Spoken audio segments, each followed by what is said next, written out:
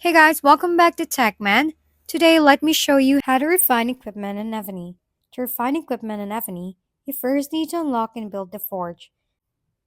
Once your keep reaches level 7, after building the forge, you'll need equipment to refine, which you can create by heading to the craft section and forging gear using the required materials.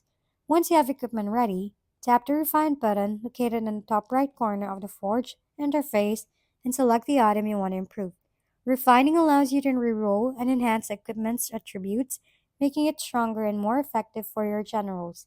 Each refinement attempt costs gold and refining stones, and the cost usually increases depending on the equipment's rarity and star level. After selecting your equipment, you'll be able to view its current attributes and decide whether to keep or replace them with the new refined stats. Continuously refining your gear helps maximize your general's performance and overall battle effectiveness. If we've been helpful, kindly give us a thumbs up and don't forget to hit the subscribe and bell button for more contents. For any questions and suggestions, comment down below.